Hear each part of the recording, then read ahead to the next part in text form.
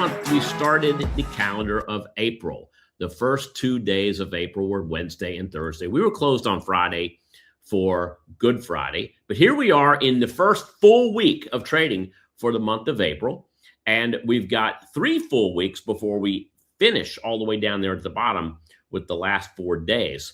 The one pattern that I see on the screen for April is that every single day is green, right? And it's green for what? Is it green for every stock? No.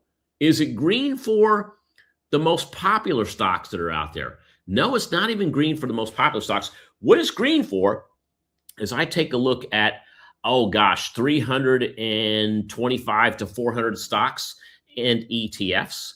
I put all those together. And what am I looking for, folks? I'm looking for minimum of 10 years.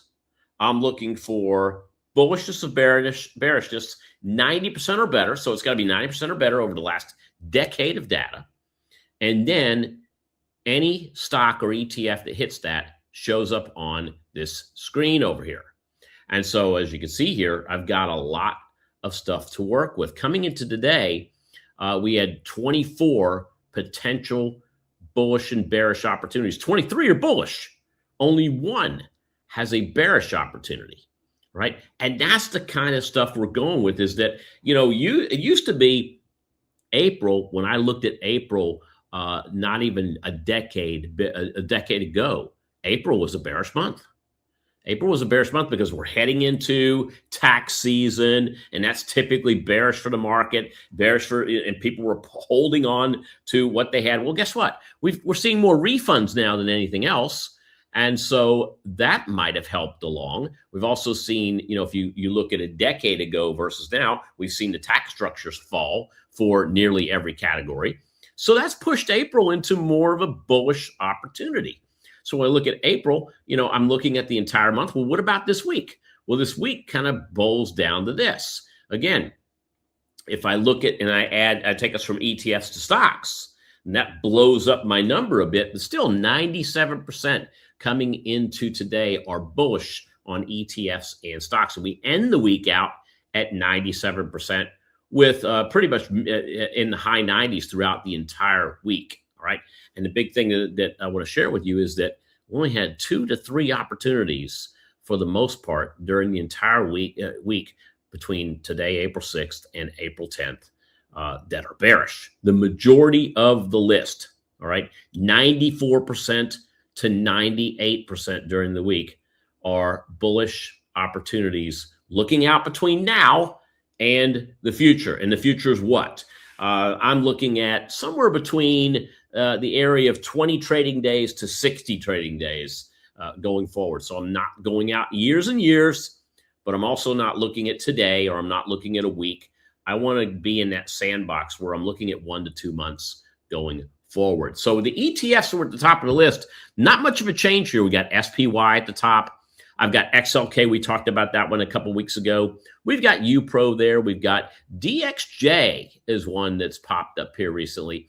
And of course, SSO. So I want to talk about one that we haven't covered before. And it's a real interesting one of the 5 that we see here.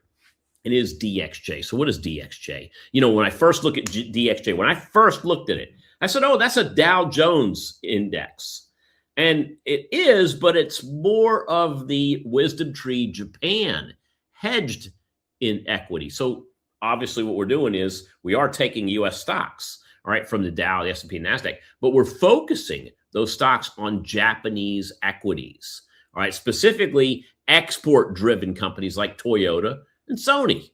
And this particular index is built to hedge. It's built as a hedge between the Japanese yen and the U.S. dollar, right? So when you look at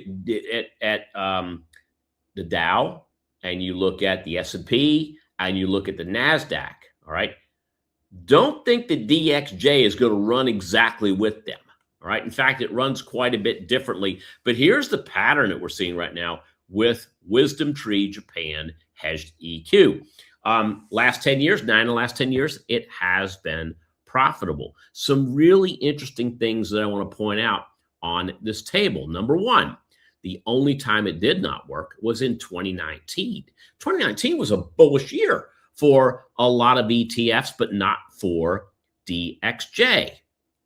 2020, like mostly everything else coming out of March, April, and May, skyrocketed higher. That was a 27% return for this particular time frame back in 2020. But here's the part I want to show you.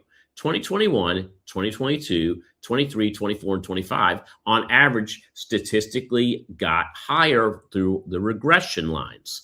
Now, 2022, which was a bearish year for the stock market, well, DXJ actually moved higher by almost 3% during that time frame. So that's the big point I wanted to, the big takeaway. So again, 9 out of the last 10 years looks extremely bullish for this particular fund. And most importantly, take a look at the chart. This is a chart of DXJ. Going back to January, DXJ was below 145. It had a high of about 170, pulled back, but it created something that the Dow created, something that the S&P created, something that the Qs did not create. You know what that was? A higher low. This is actually trending higher. It's one of the few ETFs, besides oil, but it's definitely one of the few indexed ETFs, indices, all right, stock indices, that is higher for the quarter than it started the quarter out at. A lot of that has to do because of the yen dollar hedge that's incorporated in here. So that's the big part that I wanted to give you as a takeaway. So not only is it seasonally strong, but technically when you weigh it against the other ETFs, the indices out there, it's strong as well. So summarizing this, you've got wartime patterns in the beginning that suggest that the early panic it happens with every war, all right? All the concern that happens before the first shot's fired. And then, of course, we find that bottom followed by long-term bullishness. April suggests that there's several moves higher for both stocks and ETFs as the seasonals continue to look better. And what am I doing? I'm leaning into the bullish side of the markets right now.